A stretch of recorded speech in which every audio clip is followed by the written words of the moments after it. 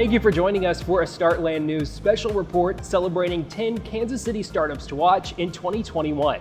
I'm Programming Director Austin Barnes, joined by my colleagues News Director Tommy Feltz and reporter Channa Steinmetz. Team, another year of startups to watch. And Channa, this is your first one. How are you feeling? I'm excited. This is the first time I'm meeting a lot of these founders, and they have such exciting plans going into the new year. And yeah, it's just really great to see them in person and be a part of a fun event. Absolutely. Well, 2020 was obviously quite a challenging year, I guess, to say the least. So to be at this point and to be in person and together, how are you feeling, Tommy, about getting to meet with some of these founders today? Yeah, it's been quite a while since we really got a chance to talk to people face to face. We're going to be doing it in a socially distant way, talking to some of the founders that we think are going to be some of the biggest newsmakers this year. Absolutely. And in 2020, obviously, Channa, you joined our team. You touch on that just a little bit there. But for the people at home who might not know that you moved across the country in the middle of a pandemic to join our news team, tell us how things have been going in your first few months with us. Yeah, this has been just such a great way to get to know the Kansas City community because we cover startups, we cover entrepreneurs, and they are the people who are wanting to make the city a better place in their own creative and innovative ways. So a lot of fun. Absolutely. And normally folks at home would have the chance to meet you at the Startups to Watch celebration and reception, which is typically a big in-person live event. Obviously, you know, we are joining you digitally today from downtown Kansas City at the brand new Plexpod Flashcube, which you're going to hear a little bit more about in a little while. But if you are missing some of those connection points or that networking, feel free to interact with people down in the comments. You can also reach out to us via email or on social media. We're always happy to say hello and catch up on all the things that you all have going on out there. But before we get into our special today, I do want to turn to you, Tommy, and talk a little bit about how the Startups to Watch list comes together each and every year. The list starts with about 250 companies. We take nominations from different organizations, VC companies, startups that we respect, past winners. It's also a lot of our own reporting. So we cull the list down from about 250 startups and companies to usually about 50, 40 companies, then about 20, and then finally we arrive at our 10 companies. And no shortage of companies this year coming off of 2020. Very resilient year, lots of innovation happening here in Kansas City. And we could probably talk about it all day long, but I think we should let the founders tell their story. So with that being said, let's meet our first founder on the Kansas City Startups to Watch in 2021 list.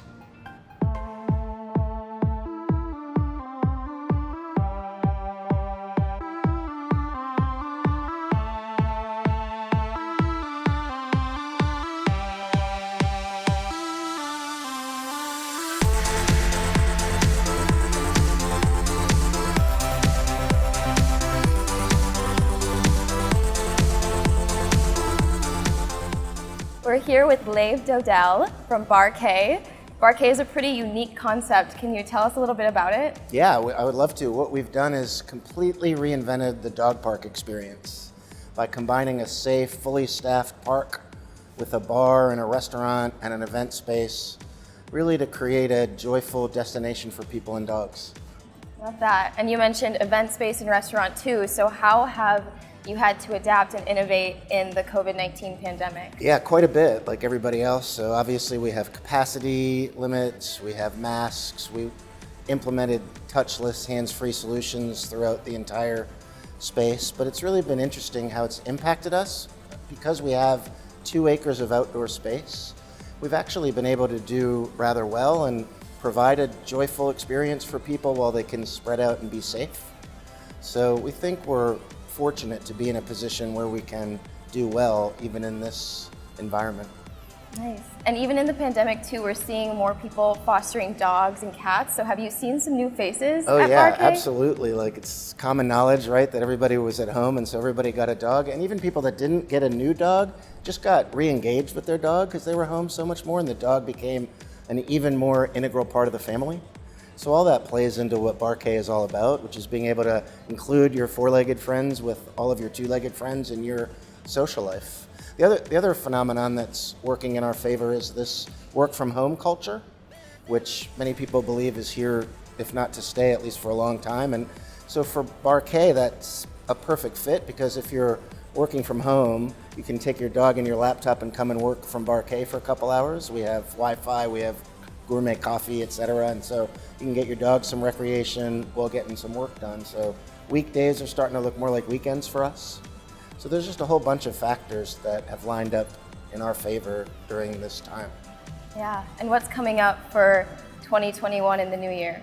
So it's a big year for us. We think we've got a great concept, and our experience in Kansas City over the last 2 years has proven that people are craving this experience. So it's time for us to expand. And we've got 2 new locations in development, one in St. Louis and one in Oklahoma City. And they're both going to be spectacular. And they'll both be rolled out in 2021. So it's going to be a busy, exciting year for Barquet. Yeah, we have to end it. Do you need a dog to go to Barquet? You absolutely do not need a dog to go to Barquet. It's not at all creepy. It's not like going to a playground without a kid. We have so much to do. We have great food. We have gourmet cocktails and coffee. We have a stage with live music, and then of course the dogs to keep you entertained. So we encourage everybody to come and check it out. It's such a unique and joyful experience. Awesome. Well, thank you, Leif, so much for joining us. Thanks for having me.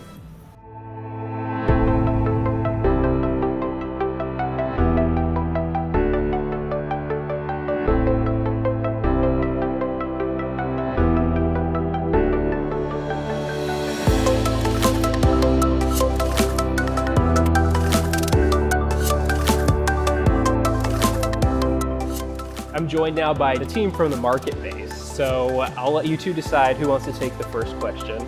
It might be the hardest one, but I need you to tell us what it is that you do and why you're a startup to watch. We essentially are actually just a service-based company with a software front end. And we provide marketing teams to other startups, founders, brick and mortar businesses. I think we're startup to watch because, you know, me and Mila had a conversation about respect, builds preparation. I think coming in, a lot of people didn't respect us. So they didn't prepare, they didn't really watch us, and we kind of snuck in the back door, and we kind of came into this big or small. We really respected everyone. We did our homework, and now we're here, and people think we just popped up, but nope, we've just been in the shadows, kind of watching and building and making mistakes, and now we're kind of public and we've kind of grown and we're ready to hit the ground running. Would you say that's kind of a piece of advice you would give other founders who are maybe watching this and aspire to be on a list like this someday, is to really kind of keep their head down and work on building, and that's where the success comes from? Absolutely. Yeah. Absolutely, yeah. Brick by brick, you're not gonna build an empire every day, but if you lay a brick every day, you'll get there. Well, what are some of the exciting things on the horizon as we start out 2021? Obviously, hopefully, a little bit different than last year. What can we expect from you all? Let me lie, it's the software that's gonna be the star for 2021. Absolutely, yeah. I think the software is going to be front and center. It'll be our own software that we'll be using to service our customers, and really just growing that from there. And I'm really excited to get into the entrepreneurial community that's not really like in this ecosystem per se, but those smallest business owners in Kansas City, and really helping them, because this is a city that I'm from, and I really care about the businesses that are here. And I grew up here, it gave me everything that I know, so I want to give back in that sense. And we're excited to do that and develop the software, and hopefully get this vaccine distributed, and return to a much closer sense of normalcy, and really be able to help these customers and get that foot traffic that they're looking for. Yeah, I think that's something we can all agree Absolutely. would be fantastic. So I appreciate the two of you being able to chat with me today, and the fact that we could get together in person is fantastic as well. So thank you for stopping by. Yeah, we're happy to be here. Thank you.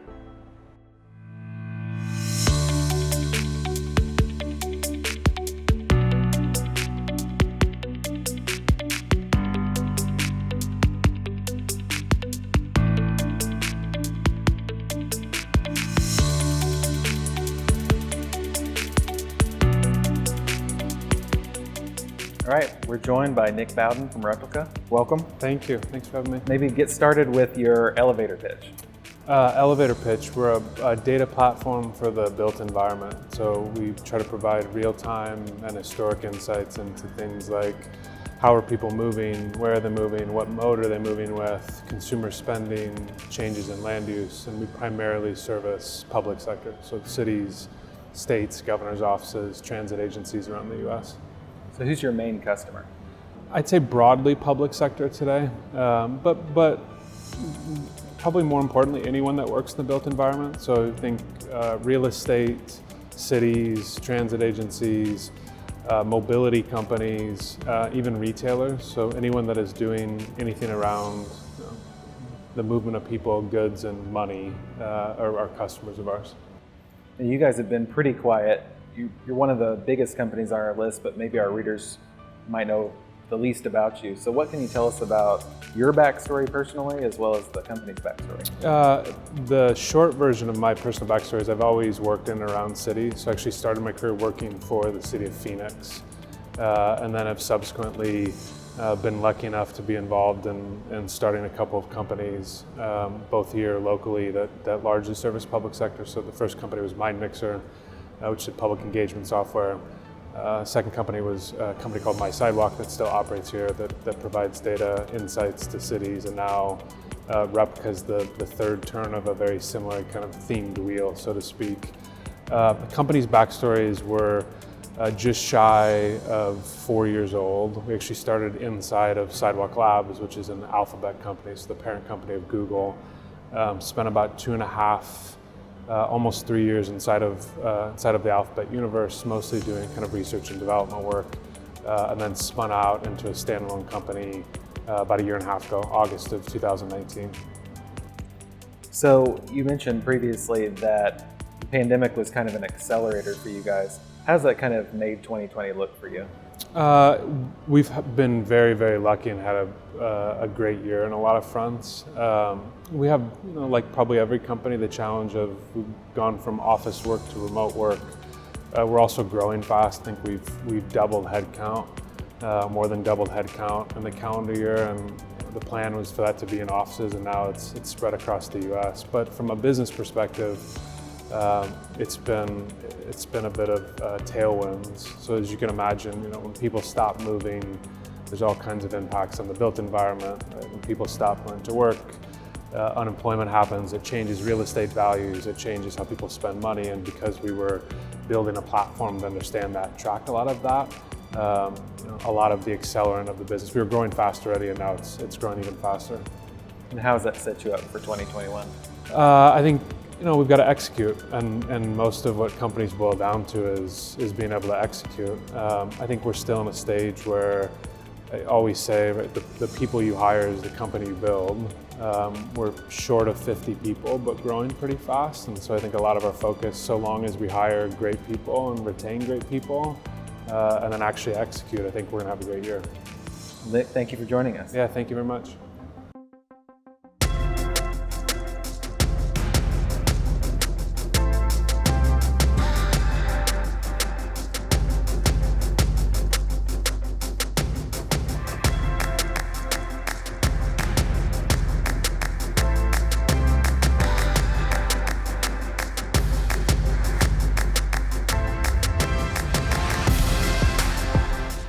I'm joined by Dr. Shelley Cooper of SureShow. Now, the very first time we ever talked, you said to me, no show means no dough, SureShow means cash flow. So tell everyone at home what that means. Well, what that means is there are quite a few no-shows. Between 25 to 40% of medical appointments end in no-shows. And when there's a no-show, there's no patient care, there's no revenue from visits, and everybody loses. But with SureShow, patients are seen more often, doctors are paid for their visits and their time, and so it's a win-win situation.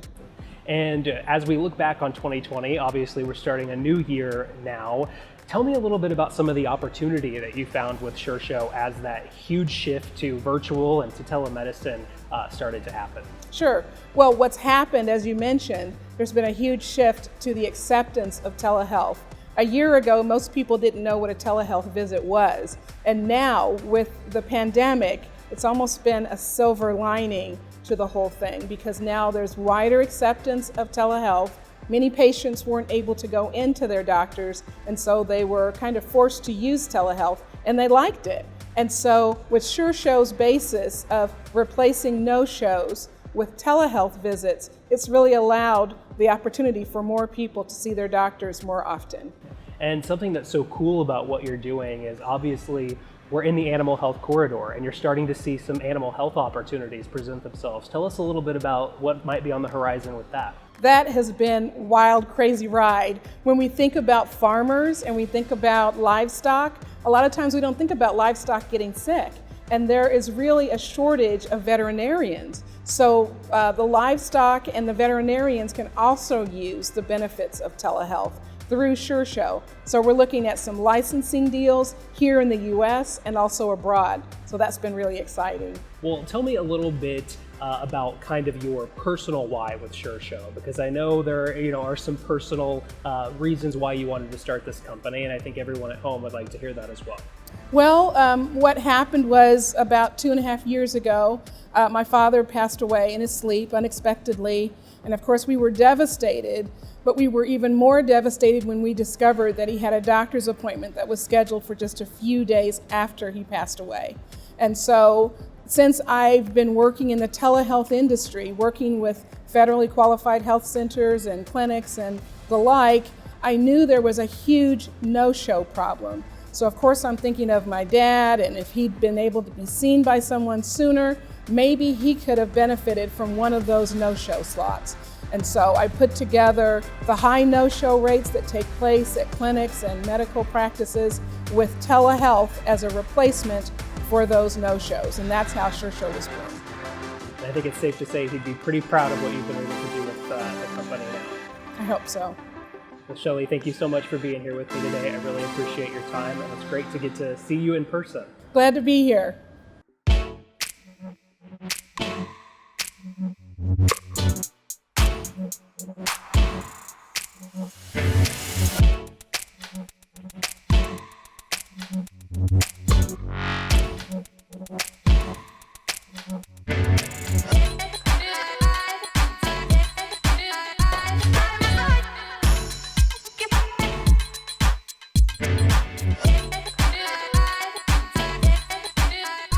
All right, we're here with Doss from TripleBlind.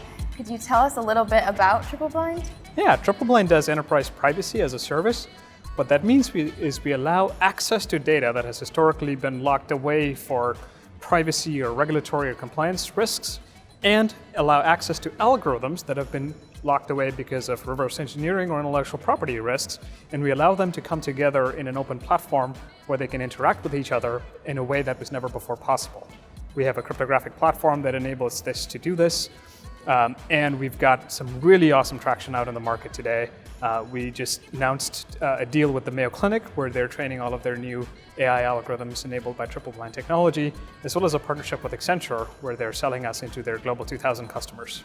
Yeah, that kind of leads in. I was curious, you had this really big investment in November of 2020, so how are you going to use that momentum going into this new year? Yeah, so we are what you would call one of those deep tech companies where we have a lot of technology that we've invented, and now it's about going to market with that. So 2021 looks like a very heavy go-to-market year for us, where we're going to go to customers, prove out the use cases, prove out the value, and then hopefully scale from there. Yeah, and can you explain how this technology can make an impact in the healthcare field? Yeah, so TripleBlind has application in healthcare as well as financial services. In healthcare, as we see, all the data is regulated. Our personal health information lies in a variety of places, our primary care institutions, our hospitals, our diagnostic centers, and sometimes even other non-healthcare information is also important to try to determine a healthcare outcome, right? So what TripleBlind does is it allows all of that data to be used for the latest and greatest diagnostic models or other artificial intelligence applications, so that you can make a more accurate prediction of whether a person has a particular disease condition or might need a particular treatment, as opposed to not having that data and having a biased algorithm that does not generalize to need populations. As an example, we work with a particular healthcare institution that will say their patients are older, whiter, and sicker than average, right? So then inherently there is a bias if they use just their own data to train their own algorithms.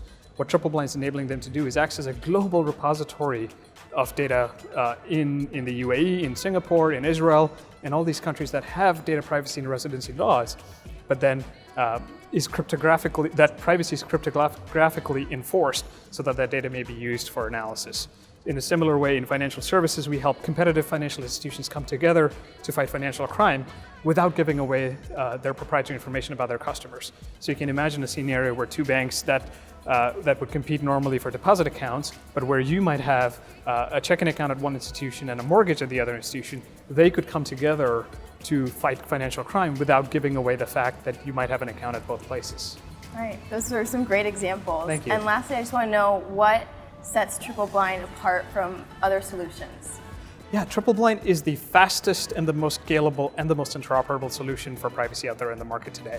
The motivation for TripleBlind came when I was in a corporate venture capital role for Ant Group, the large financial services company out of China, the sister company of Alibaba.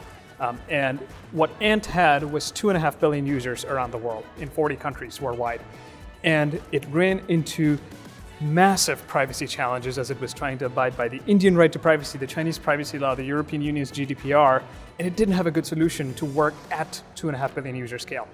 So after my time with Ant, I set out to build the world's most scalable and the fastest privacy platform. Awesome, and that's why you're on our Startups to Watch list. Thank you for joining us today. Thanks for having me. Yeah, appreciate it.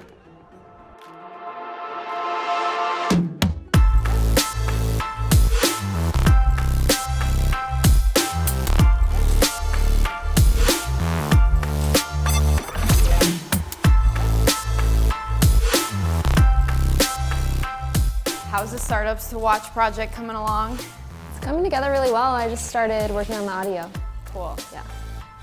Yeah, and these graphics are looking really great too. I'm excited to see it come together. Cool. Amber, what do you think? Let's ask the audience, how are you enjoying the Startups to Watch in 2021?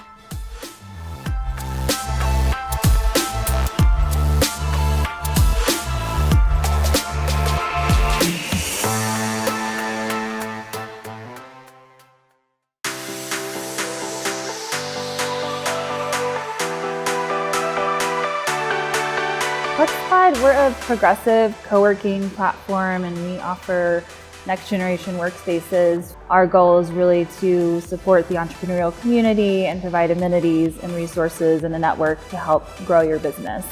We are at our 5th Plexpod location here in the Kansas City Metro, which very excited about this one. This is unique and different from our other locations just in terms of our partnership with Flashcube Apartments.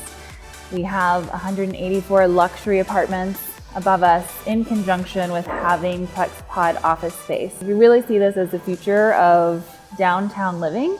You know, you see a lot of places who focus on the amenities with the living, but really bringing that work aspect into the mix really changes the dynamic. And we're very excited about this particular location.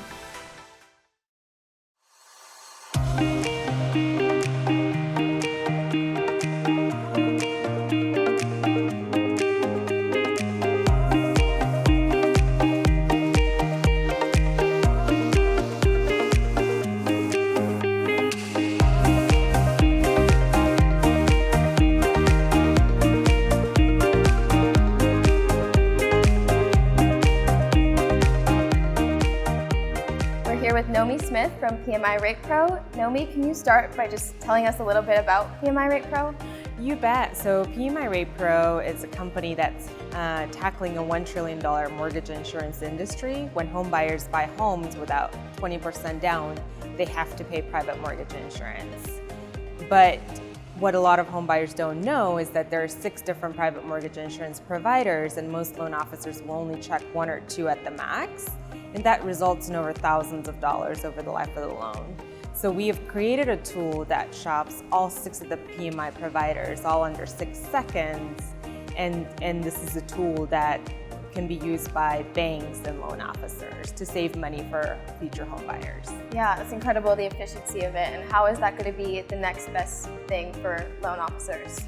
You know, it makes it so much more efficient because previously it used to be you would have to go to 6 different websites to fill out the applications. Now you just go to our website and fill out one form, and then you get the results for all of them. And not only are we just doing web-based, we've also created our own API, which is going to be a small button inside future loan softwares as well. So we just make it so much easier to access for the loan officers.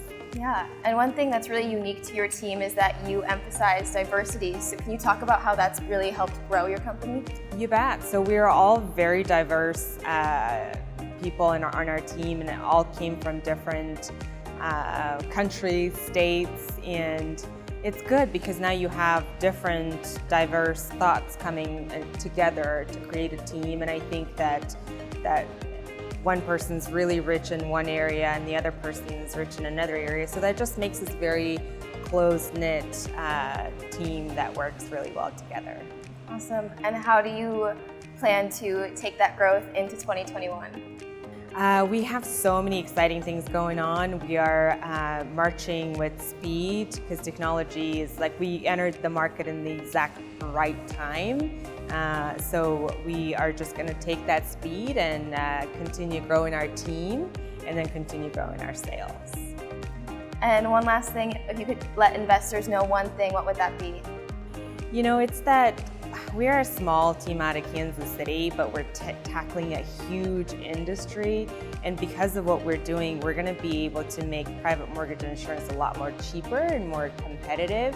And that really turns around and helps every future home buyer that is going to be buying a home. So to me, that's the mission of our company.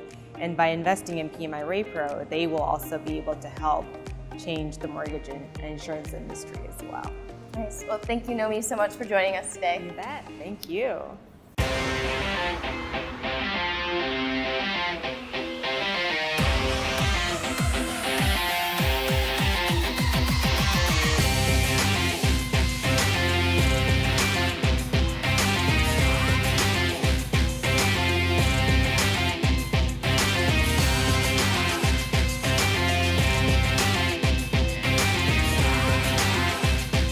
We're going to welcome John from Doppler. John, why don't you get us started with Doppler's elevator pitch? Yep, Doppler simplifies the way that people communicate with their local government and their utility providers. So our software and AI will triage issues, dispatch out staff, document the response, and then engage citizens through the whole process. And so this just completely transforms the way that people in these agencies communicate. Tell us about how 2020 shaped Doppler and what kind of growth and team transition you saw during that time. Yeah, it was a big transition, right? So we doubled our staff, doubled our customer base, and really expanded in states like California and Florida and Texas. And so we also saw some of our large customers like the city of Oakland that really kind of like doubled down on our system and that partnership with us and entered into long-term contracts. So it's positioned us pretty well to go into 21. What kind of are some examples of some of the solutions that you provide to some of your customers? Yeah, so I mean, it's everything. I mentioned the AI. Helping citizens communicate can be as simple as giving a person an input box that they can type their issue into, their description of what their issue is, and then we use AI to translate that and make it into actionable information. Outside of that, it can also be kind of streamlining the response process that cities take when they respond to issues. So automatically dispatching out staff, helping them document the things that happen, and then giving a person the ability to kind of track the response process their city goes through, like they would if they were tracking a package. So you've seen some growth this year, even during the pandemic. So why now for some of these cities that have signed on? Yeah, I mean, I think what we're seeing is an acceleration of a trend that was kind of already taking place. It's a digital transformation through local government. And this is not like a flash in the pan thing that's kind of happening. This is just kind of peeling back some of the tape and things that just kind of were in our way in the past. As you kind of look back at 2020, what do you see for 2021?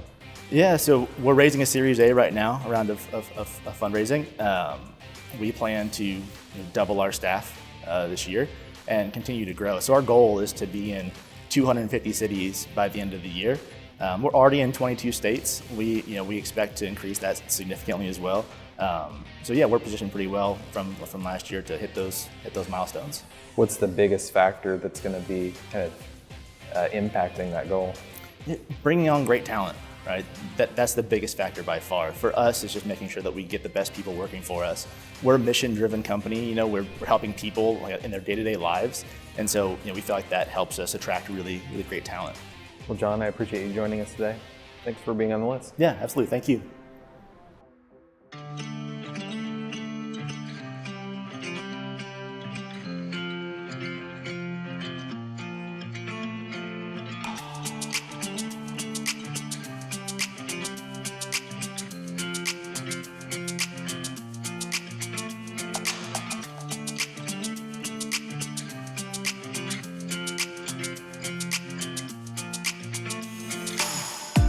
I'm joined now by Sean Finley with Scissors and Scotch. Sean, tell us a little bit about what Scissors and Scotch is and what it is that you all are doing.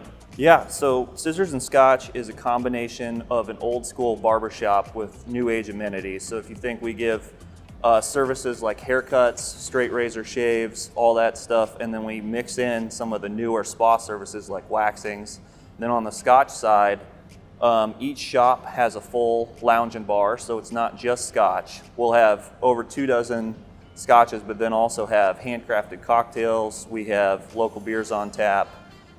We try to leverage the lounge side to transcend just doing what a normal barbershop does, and so we'll do events, we have memberships, we have all kinds of stuff. And so we're trying to change up an industry that's been stale really for a long time before this and blend in some of the cool concepts to make it a well-rounded experience. Yeah, well, and I'm glad that you bring up the word experience because it really is one of those experiential things and people are looking for that now. So can you tell me kind of how customers respond to Scissors and Scotch?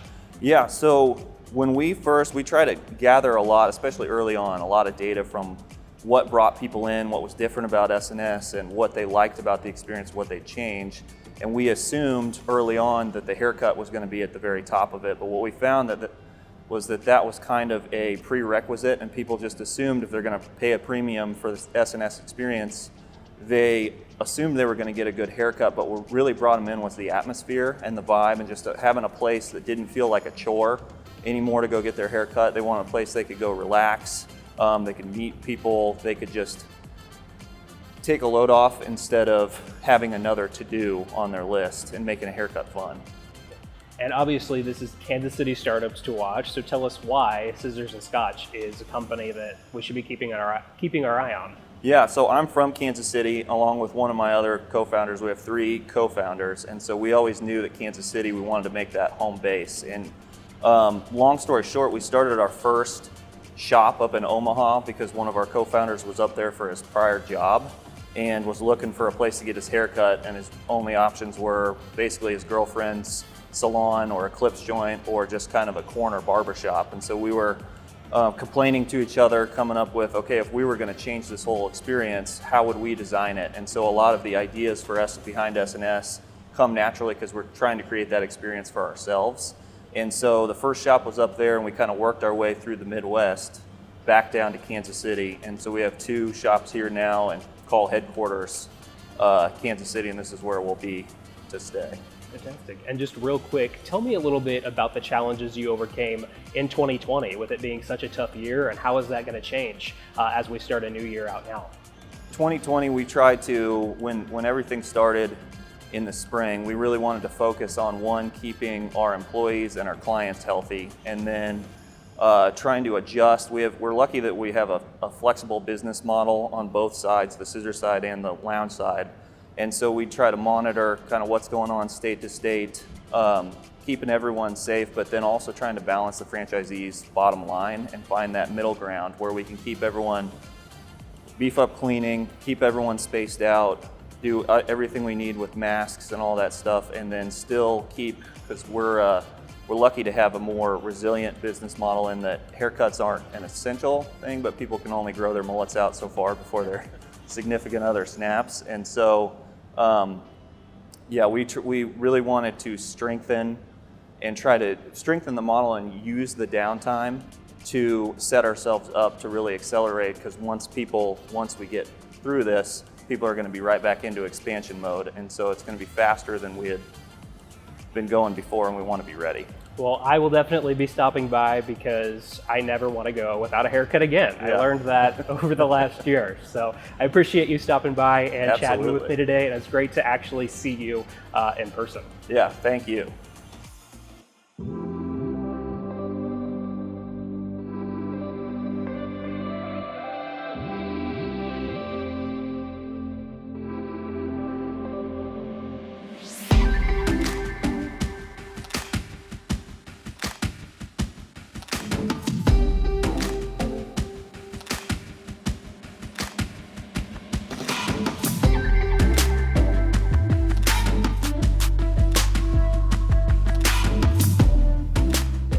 We're here with AJ Malott from Roanok. AJ, can you tell us a little bit about Roanok and the tissue blocks? Absolutely. Thank you so much for asking. So our tissue blocks, or our T blocks as we call them for short, are these really cool blocks that we put stem cells into from patients that we can expand. So if we're trying to, say, develop new therapies, new vaccines, new diagnostics, the T blocks make it easier because we can grow a greater abundance of cells more quickly.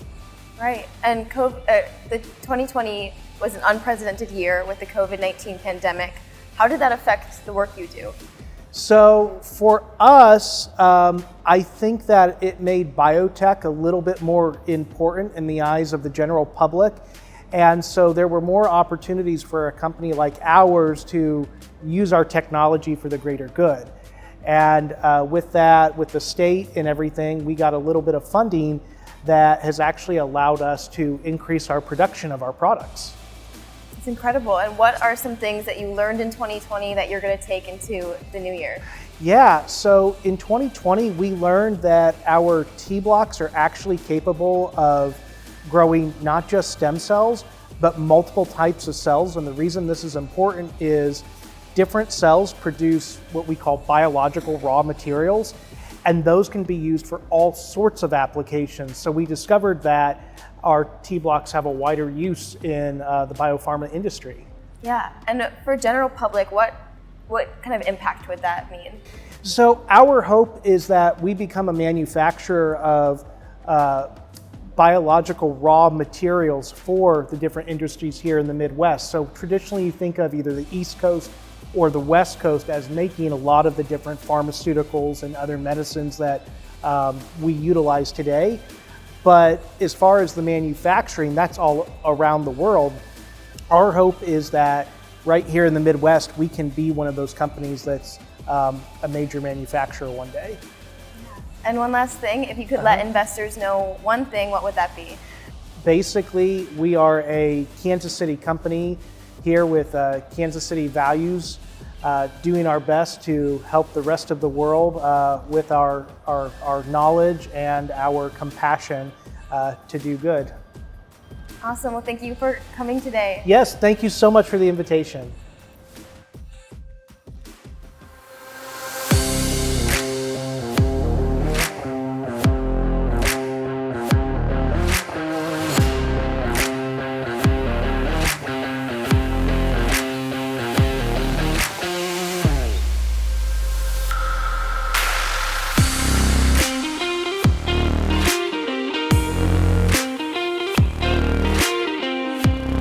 Here with Ben and Hunter from Labor Chart. Usually start off with the elevator pitch. You guys are a little bit different. Still going to ask you for the elevator pitch, but you're more of a high growth small business than a startup. So help our readers understand kind of what that means, and then give us your elevator pitch. Yeah, so I'll give you an attempt at an elevator pitch. We never quite honed that in perfectly, but it's a workforce management platform for construction. So we help people manage their human assets more efficiently, more effectively. So that's the quick blurb of what we do. But yeah, we're the stage of the business. We are coming up on our 6th year. So we started in 2015. So coming up on our 6th year in business, and are now at a point where we're really trying to double or more every year. and that's with top line revenue growth as well as employee counts. So we've trying to maintain that trajectory. Tell me about coming out of stealth mode this past year in 2020 and how that's kind of set you up for getting through the pandemic and moving into 2021. Yeah, well, fortunately, our platform facilitates remote work and scheduling, dispatching, everything goes with it. So the pandemic really, although people aren't parting ways and spending as much money as they would, the pandemic accelerated the understanding of what we do. So we're we're not new, but we're carving out a new niche and market in construction where you have these existing softwares already established and in place. We're carving out a new one. So it's very much an educational phase for the market of learning why they should be spending some money on something that they previously haven't. I think for stealth mode for the business too, in KC, outside of just product fit, it's really one of those phases where we were able to kind of hit that validation that he's talking about quietly without a lot of undue pressure on what our product needed to be. And then now that we are trying to start doubling the team and growing that aggressively here in town, we're set up to facilitate that really well without a lot of kind of the extra pressures of early market fit and those kind of activities. And you guys spent years developing your product, but why don't you tell me a little bit more about the strength of your leadership team? We have a great team. Talking about ourselves? No, we have a part of the investment that we had at the end of last year was one of the biggest priorities and first things we did was went out and hired directors and leaders over every department of the company. So this year we now have sales leadership, CX leadership, engineering leadership, marketing leadership, and all 4 of those people are very strong performers. And then us, I guess there's no reason to talk about us. So. Yeah.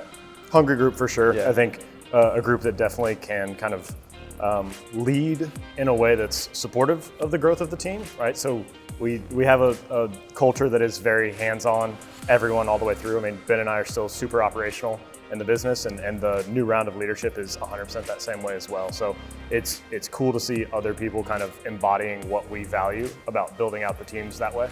Yeah, that's a good point. The first 3 years were bootstrapped, and he and I were doing a lot of the work, and we've never really transitioned out of that. We try to stay core to that DNA of everyone's contributing, everyone's doing. We have to obviously back away and to scale to what we want to do, but everyone's still creating value and working very hard, very hands-on. Yeah, heavily value-driven culture, and everybody at LaborChart gets that currently. Well, I'd love to see you guys set up for success here in 2021. I was going to ask a whole bunch of questions about the racehorses and your offices and all the sweet names, but out of time. So thank you for joining us. Yeah, you bet. Appreciate it, man. Team, thank you for all your hard work today. Founders, thank you for sharing your stories with us. We appreciate your time. And for more, for those of you at home, visit startlandnews.com 24/7 for complete coverage of the Kansas City startups to watch and other innovation news from in and around Kansas City. While you're there, you can also check out in-depth feature stories with each of those founders. You can also subscribe to our email newsletter so innovation news never misses your inbox. And you can also get information on how you can become a monthly supporter of Startland News nonprofit newsroom.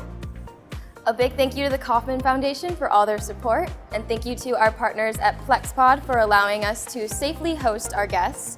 Plexpod Flashcube is now open, and for more information, such as pricing and details, you can go to plexpod.com.